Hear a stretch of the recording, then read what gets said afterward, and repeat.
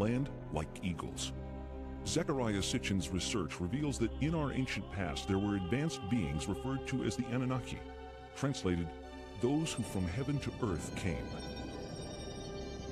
The idea that there was in our solar system a race of intelligent beings far older than us who are now gone would certainly force us to rethink lots of questions, including the question of human origins. Where did we come from? Could we be the products of genetic engineering? The hypothesis that modern science is only now catching up with ancient knowledge is inspiring scientists and researchers to increase efforts to rediscover that which may have been lost over time. It rekindles a situation that has lain dormant almost 5,500 years, the incident of the Tower of Babel. In the Babylonian version of the biblical story, the people of Babylon were building a tower whose head shall reach the heaven, in which a Shem, a space rocket, was to be installed under the direction of their supreme god. But the other deities were not amused by this foray of mankind into the space age. The biblical story recalls that Yahweh came down to see the city and the tower that the humans were building, and he said to his colleagues in Genesis chapter 11, "This is just the beginning of their undertakings. From now on, anything that they shall scheme to do shall no longer be impossible for them. Come, let us go down and confuse their language so that they should not understand each other's speech." Thanks to the science of archaeology, experts now know that the first great civilization emerged almost 6,000 years ago. Older than the Greeks, older than the Mayans, older than the Incas. The people of this society were called Sumerians, after their land, Sumer, in the Great Plain between the Euphrates and Tigris rivers, today's Iraq. The book of Genesis calls the land Shinar. For generations, biblical scholars either ignore biblical references to ancient kingdoms or categorize these as legend or lore. Through the study of historical relics and the translation of ancient languages, many biblical researchers now believe that the previously questioned Old Testament references are indeed historically authentic accounts of flourishing, advanced cultures. If you study the Genesis document, God made Adam out of clay and then took Eve out of his rib, one of his ribs, etc. If you study this document, you discover that it's really a much shorter version of a much more complicated document that comes out of Babylonia and then out of Sumer and so on. Now, these ancient texts give a really complicated story of powerful, non-human, godlike beings actually engineering us, making us for specific purposes. Zechariah Sitchin's investigation into these cultures brings him to this 6,000-year-old temple in an excavated area of the ancient city Erech. Until its discovery only 150 years ago, Erech was known only through passages in the Bible. The temple is dedicated to a female goddess named Inanni, also referred to in later times as Ishtar. Zechariah Sitchin. You can see here her features a little damaged. Her divinity was marked by the pair of horns that she had. She held a jar with the water of life, and she was surrounded as a decoration, but perhaps also symbolically, with the symbol that some refer to as entwined snakes, which was the symbol of science in those days, 6,000 years ago. Some find in it a precursor of the Egyptian Ankh, which was the symbol of life and creation. Further results of Mr. Sitchin's research affirm the theory that this visage of entwined snakes is the symbol for genetic manipulation of DNA. Carved out in stone over 6,000 years ago, Ishtar is sometimes depicted flying through the sky and leaving the Earth's atmosphere to traverse the heavens. In ancient Mesopotamia, the secrets of astronomy and other celestial knowledge are kept carefully guarded, studied behind closed doors by an exclusive society of priest astronomers. Cylinder seals like these are the only surviving record of these carefully guarded secrets. This clay tablet carries the print of a cylinder seal about 4,500 years old. It depicts the god Enlil granting the plow to humankind, ushering in the age of modern agriculture. On closer inspection, something completely remarkable can be seen. a detailed depiction of the complete solar system configured identically to that known to contemporary science. With the Sun prominently figured in the center, each planet appears in its correct position and relative proportions to the other planetary bodies. On the outskirts is one additional planet, a 10th, not currently located by astronomers of our modern era. Astronomers around the world are on the lookout for this evasive celestial sphere, as a growing body of physical evidence indicates that it does in fact exist.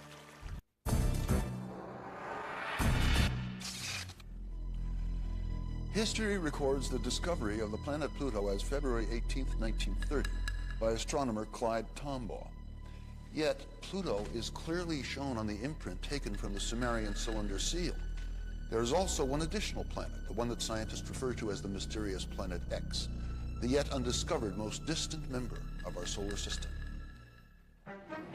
According to modern science, prior to the invention of the telescope in the 1600s, humanity had no knowledge of outlying planets beyond Jupiter, as these bodies cannot be viewed with the naked eye. Since the day of Galileo Galilei, optical astronomers have amassed an important body of knowledge about the outer planets. These theories established by astronomers from around the globe have been uncontested these last centuries. With the technological advancements of our day, new vantage points have developed, such as the unobstructed view of NASA's Hubble telescope and the perspective gained through unmanned probes sent on reconnaissance missions to the outer reaches of our solar system. These breakthroughs in space exploration reveal many inaccuracies in earlier astronomical conclusions. On August 19, 1977, the American space probe Voyager 2 leaves Cape Canaveral on a several-year journey to the vicinity of this solar system's most distant planets. The Voyager's discoveries challenge many of astronomy's recent conclusions, while fully corroborating ancient knowledge. For the first time, we see images of Uranus. Astonishing, it is exactly as the Sumerians report in their 6,000-year-old description. Though they have no telescopes that we know of, the Sumerians characterize Uranus as Mash Sik, translated bright greenish. They also explain the unique planetary tilt of Uranus. According to the Sumerians, our solar system was invaded by a planetary body that caused collisions and disrupted the existing order. NASA scientists concur that a collision with a body the size of Earth, traveling at 40,000 miles per hour, could have caused both the orbital skew of Uranus and the devastation apparent from the planet's surface scarring. Its neighbor Neptune was described as a blue-green planet by the Sumerians millennia ago, but science has only confirmed this fact during the past few decades. The Sumerians named and listed all of the planets in our solar system. Their documented list of these planets is tangible evidence that in at least one respect, modern man is on a path of rediscovery.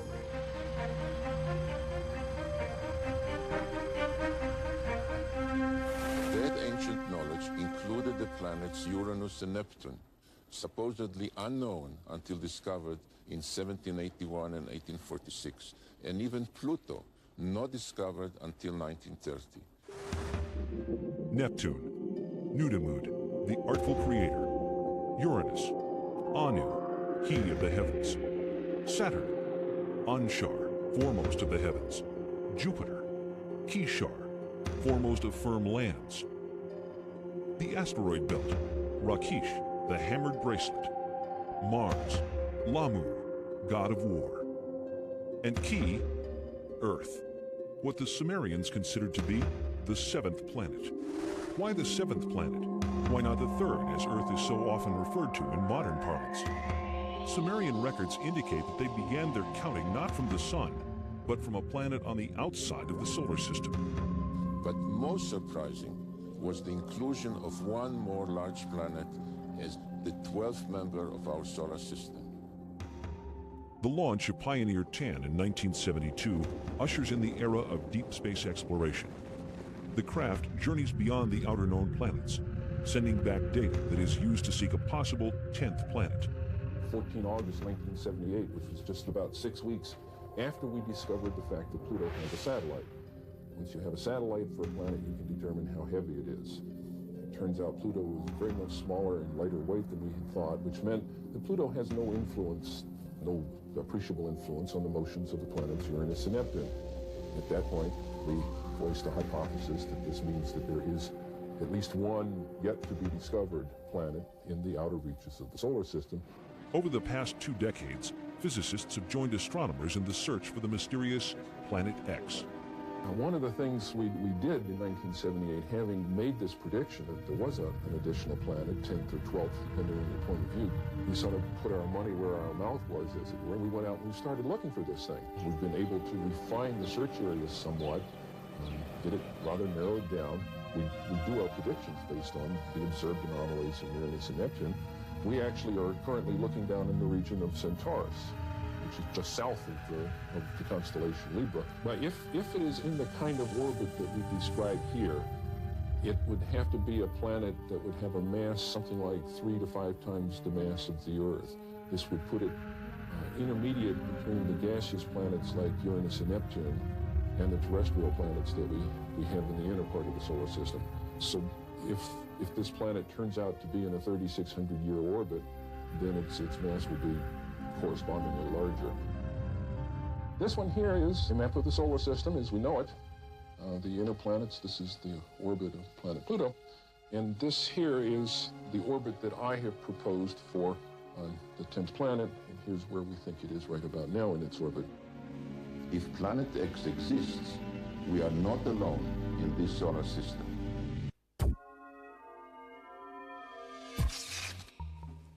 Earth, the 7th planet. The sacred number 7, 7 days in the week, 7 days of Genesis, 7 tablets of creation. A case can be made for historical coincidence, but to Zecharia Sitchin, this kind of numeric repetition points to more than just legend. Whichever way you look at it, the facts about this 10th planet are nothing less than astonishing. The story of this planet, as told by the Sumerians on their 7 tablets of creation, begins 4 billion years ago, when our solar system was much younger and our own planet Earth did not yet exist. The surviving historical records of the Sumerians reveal the story of an intruder planet, Nibiru, which appeared out of deep space, drawn into the center of our solar system by the planetary pull of Neptune, Uranus, Saturn, and Jupiter. On an opposing orbital path with the 7th planet, a planet referred to in Sumerian records as Tiamat, Nibiru's new orbit around the Sun placed the 2 planets on a collision course. Sumerian cosmogony answers many puzzles that still baffle modern science. Central to it was the tale of a celestial collision and knowledge of a solar system with 12 members. As they draw near, one of the satellites of Nibiru crashes into Tiamat, cracking the planet. Subsequent collisions smash half of Tiamat completely, breaking the pieces into what develops mostly into the asteroid belt. This is referred to in the Bible and Sumerian text as the firmament. The other half of Tiamat becomes Earth. The Earth is thrust into a new orbital position, carrying with it Tiamat's main satellite, our moon. Nibiru, the intruder, is cast into a permanent clockwise silver orbit, returning to Earth's neighborhood once each 3,600 years, forever becoming the 12th member of our solar system. This tale of creation echoed through all the ancient cultures, becoming part of the scientific knowledge that we find in the Old Testament, in the creation story of Genesis. In the aftermath of the collision, the biblical creator Elohim proclaims, "Let the waters under the heaven be gathered together into one place, and let the dry land appear." And it was so. And Elohim called the dry land earth, and the gathering together of the waters he called seas. If Earth is the orbital remains of a planetary collision, scientists believe that the most obvious place to look for planetary scarring is 7 miles below the surface of the Pacific Ocean. When in the heights heavens had not been named, and below earth had not been called, naught but primordial Atsu, their begetter, Mamu, and Tiamat, she who bore them all. Their waters were mingled together. 2 planets mingled together. The biblical passage of Genesis reads, "In the beginning God created the heaven and the earth. And the earth was without form and void, and darkness was upon the face of the deep. And the Spirit of God moved upon the face of the waters. And God said, Let there be light, and there was light."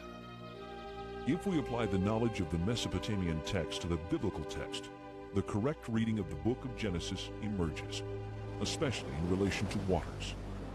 And Elohim said, "Let there be a firmament in the midst of the waters, and let it divide the waters from the waters." And Elohim made the firmament, dividing the waters which are under the firmament from the waters which are above the firmament. And Elohim called the firmament heaven. Upper waters? Lower waters? What does the Bible mean by this? The Sumerians describe Uranus and Neptune as watery planets. What are the conclusions of modern science? In 1979, 1980, and 1981, Pioneer and Voyager visit Jupiter and Saturn with their many moons. During these missions, water is discovered virtually everywhere, as ice on the surface and as water below the surface. The Sumerians' ancient claim of water on Jupiter's moons Io and Europa is proven. The Sumerian records indicate water on Enceladus and Tethys, two of the moons of Saturn, and in that planet's spectacular rings. The findings of NASA confirm these ancient Sumerian assertions, giving further credence and clarity to the biblical quote, "waters above the firmament." Halley's Comet travels through space, itself a spectacular confirmation of the biblical claim, "waters above the firmament." Nearly 4 billion years old, with a core half the size of Manhattan Island, this mystic traveler throws off water at the rate of 30 to 70 tons a second, with enough mass to continue its purge for thousands of years. Was ancient man aware of this spectral vision? The unusual celestial object, reported in Babylonian texts to have been seen in the year 164 BC, is believed to have been Halley's Comet. Significantly, it was considered the scepter star of Israel. In the Bible, the book of Numbers records, "I see it, though not now. I behold it, though it is not near. A star of Jacob did course. The scepter of Israel did arise." Halley's Comet and its lights are truly the messengers of Genesis. when the 19th century astronomer Schiaparelli announced that he had seen canals on Mars, he was ridiculed. So too was the respected American astronomer Lowell in 1916. When NASA's unmanned spacecraft visits Mars in the 70s and again in the 90s, ample evidence of water in that planet's past is revealed. Images from expeditions to Venus and Mars exhibit visual evidence of dry sea, lake, and riverbeds characteristic of the biblical reference, waters above the firmament. Even Mercury, so close to the Sun, seems to have had a watery past, yet maintaining ice at its polar caps. The NASA report reads, quote, "We are forced to no other conclusion but that we are seeing the effects of water on Mars," unquote. And, quote, "Mars once had enough water to form a layer several meters deep over the whole surface of the planet," unquote. What we previously believed to be a dry and barren planet unexpectedly emerges as a planet where water once existed in abundance. Mars joins Venus, Mercury, the Earth, and most recently the Earth's moon in corroborating the Sumerian concept of water below the firmament. With the discovery of water on the moon and distant planets, the possibility of colonization suddenly becomes much more viable. Oxygen can be extracted from the water to be used in domed habitats on planets with minimal atmosphere. And water is one of the principal ingredients of rocket fuel. This find increases the possibility of unlimited treks across the stars. We've had reports to the effect that the Viking equipment will never determine positively whether or not there's life on Mars. Can you set us straight on this? Well, my own view is it's much too soon to decide whether we will have a definitive answer. It may be that there is an exotic biology on Mars. It may be that there's an exotic chemistry which looks a little bit like biology. There's a number of experiments to be done. They might decide the issue, they might not. But either way, Viking has been a biological success because the chemical explanation means that there is a kind of chemistry on the Martian surface which simulates some of the steps of chemistry in biology. We would learn something important about the origin of life. In October 1988, the Soviet Union sends two unmanned spacecraft, Phobos 1 and 2, named for one of the Martian moons, to study the red planet. Phobos 1 is lost while on its way to Mars, but Phobos 2 arrives to orbit Mars and immediately sends images back to Earth. On March 1st, 1989, pictures of this unusual grid are received. The grid, here in the upper right, is shot both in the optical range and in the infrared range. Later, they are merged into this composite overlay. On March 26th, Phobos 2 sends these images to Earth, taken just south of the equator. An unexplained elliptical shape appears. This shadow actually appeared all of a sudden. Why am I calling it the shadow? Because you can see things through it. This elliptical shadow, then, is it in Mars' atmosphere or on the planet's surface? One thing is for sure, this something is not positioned horizontal. Well, to me it looks like a rocket taking off from the surface of Mars and leaving a trail behind. Well, if you'd want to fantasize, it could be interpreted that way too. Now we think we ought to look at the real circumstances that have caused that trail, even though they haven't yet been fully clarified. That's more likely to be the shadow of some object, since surface elements can be seen through it. How long will it take to process all of the information to get more or less objective scientific results, rather than fantastic ones? Come back in a week. 1 week later, no details are given. Then, unexpectedly, this report. Last year, the Soviets launched 2 spacecraft to the planet, both named after the Martian moon, Phobos. Their mission was to photograph Mars and land probes on its moon. One was accidentally switched off by a mission operator. But the second reached Mars and transmitted pictures that are still puzzling Soviet scientists. As it swung over the equator, it took pictures from a height of 6,000 kilometers. This is an infrared photograph. It shows differences in temperature. The dark patches are colder. This section covers 600 kilometers. It shows objects down to the size of 2 kilometers.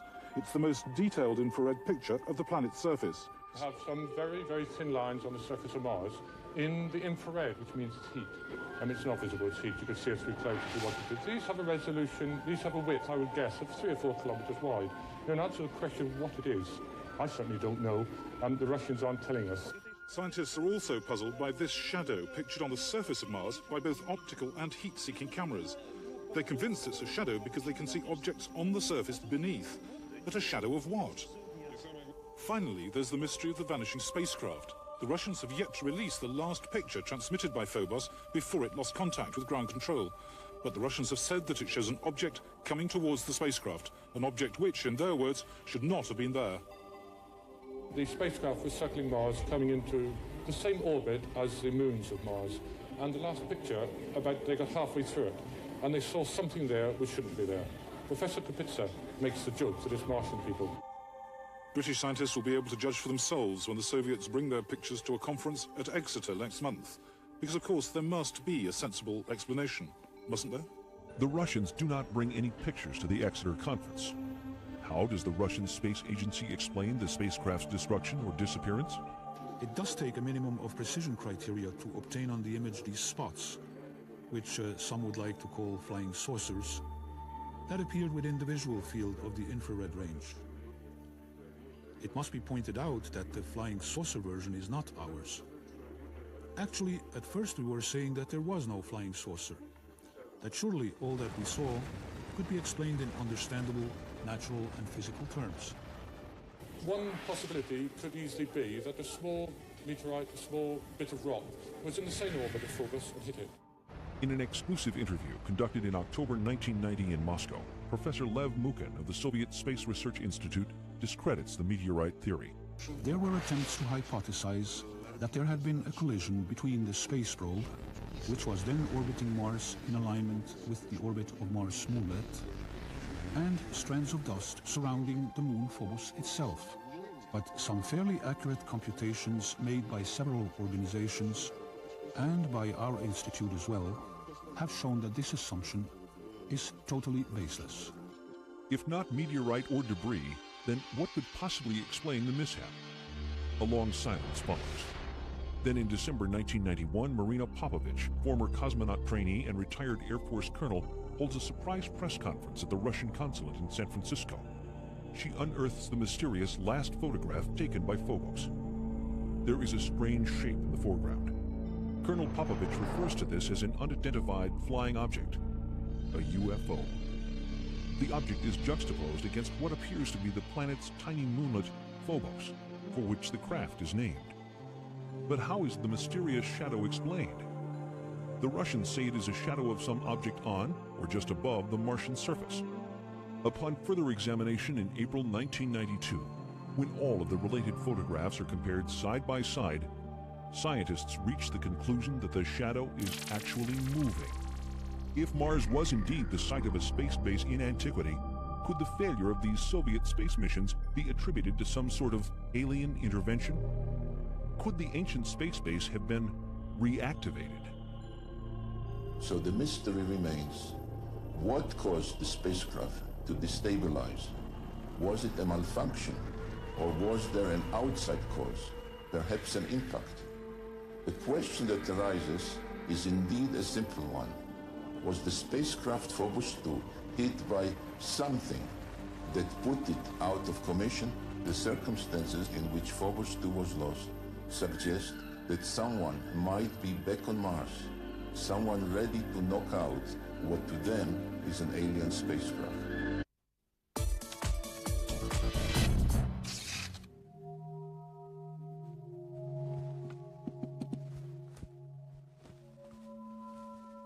Was Phobos deactivated by intelligent beings wishing to protect themselves from outsiders? Or perhaps there's some other more conventional explanation?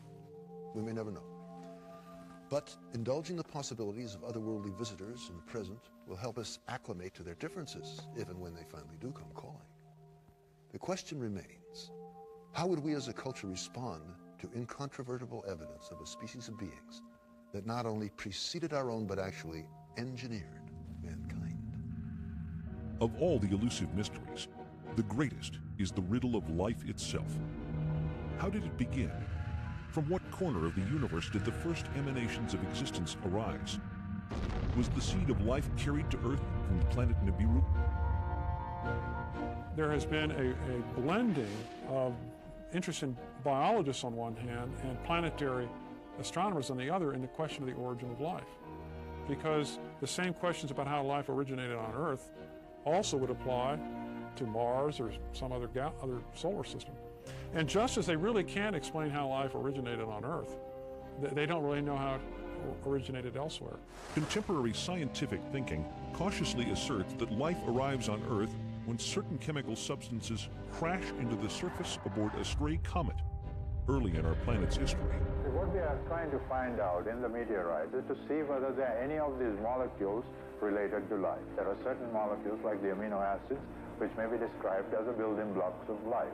Directed panspermia, another scientific theory, suggests that life on Earth is seeded by a race of beings from outside the planet, not by chance, but as the deliberate activity of an otherworldly society. The Bible suggests that the creation of humankind comes at the end of a long list. All the fishes of the sea, and all the fowl that fly the skies, and all the animals that fill the earth, and all the creeping things that crawl upon the earth. It was only then that Elohim created the Adam. In the last few pages of the story of creation, the Sumerians point to the Annunaki as the creators of mankind, our own benefactors of life. According to Sumerian text, the Annunaki, in advance of landing 445,000 years ago, sent androids to scout the earth. 150,000 years later, the Annunaki themselves arrive and create humankind. How was Adam created? According to the Sumerians, it was by genetic engineering, fertilization in vitro, in a glass tube, as depicted in this cylinder seal rendering. Adam was the first test tube baby. In Genesis chapter 1, verse 26, the Bible reads, Let us make the Adam in our image and likeness. But why? Sumerian documentation suggests the Anunnaki create humanity to assist in mining African gold that they need to save the dwindling atmosphere of their home planet, Nibiru. Judaism, Christianity, and Islam, the three great Western traditions, religious traditions, are all founded on the idea that there's something special about human beings. We didn't arrive here accidentally, so we're not just some consequence of billions of years of pointless accidental permutations of life forms. No, we were created in the image of God. The creation really is about the process of our salvation. Now, what if it were the case that there were creatures both technologically more advanced than us, older than us in terms of their civilization, and maybe even more intelligent than us, and more spiritually advanced, if we could imagine that? Then would this cause the creation story to collapse and leaving, literally billions of people on the planet totally confused about the meaning of life. The Bible relates an incident of mankind overstepping the bounds of the Anunnaki when the Babylonians attempt to reach the gods by building an enormous launch pad in the archetypal story of the Great Tower of Babel. What is the target of their efforts? According to Zecharia Sitchin, it is our neighboring planet Mars, home of the Anunnaki's way station en route to Earth. The Sumerian tablets refer to the station planet Mars as the traveler's ship. I've taken it to mean that it was at Mars that the Anunnaki from Nibiru transferred to smaller spacecraft to reach Earth orbiting stations. Not once every 3,600 years, but on a more frequent schedule. Mesopotamian archives identify the 12 members of our solar system with specific symbols. Some, like Mars, Earth, and Venus, are indicated numerically on this ancient stela.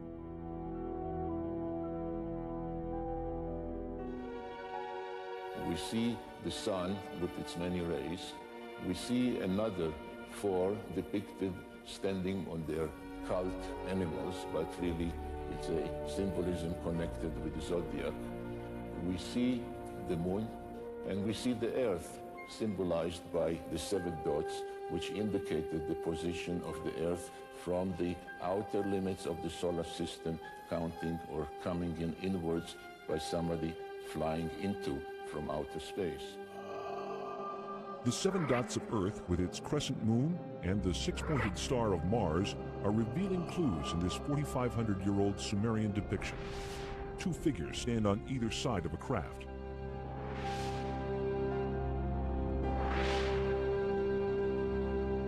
Some researchers believe that Mars was habitable as little as 10,000 years ago. A 10th planet? A mysterious species with the technology to genetically engineer humankind? A few years ago, most of us would have laughed at these ideas, but after the cloning of Dolly the sheep and some of the breakthroughs in genetic engineering, these concepts begin to sound more plausible. When we come back, we'll look at some photographic evidence that raises more serious questions about what the mysterious Anunnaki may have left behind.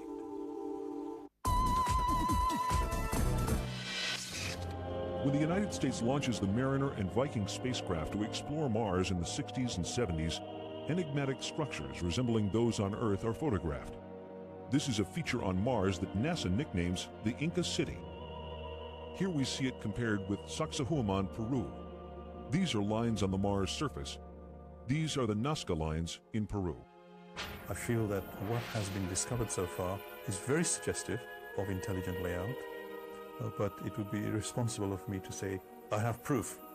What I have is evidence which makes it appear as though it's been designed by some kind of intelligent thinking process, which is probably even more advanced than our current in some ways. I was especially intrigued by independent researchers' suggestions in their reports that the orientation of the face and adjoining pyramid indicated they were built in alignment with sunrise at solstice time on Mars about 450,000 years ago. Could it be that a civilization capable of space travel almost 500,000 years ago visited this part of the solar system, leaving behind monuments on Earth and Mars? The only beings mentioned by name are the Anunnaki. The only evidence supporting such a theory is evidence of visits by the Anunnaki. We have seen societies on Earth that have been demolished by cultural cross-representation, if you like. Meeting a more advanced culture has had a severe impact on an existing culture. But I think we're intelligent enough to be prepared for that. Our civilization is technologically able to venture out into deep space on scientific quests of discovery. Can anyone then deny the possibility that members from a technologically more advanced world may have visited our solar system thousands of years ago? Thanks to the work of Zecharia Sitchin and others like him, we know more than we ever have about ancient cultures and the life that came before.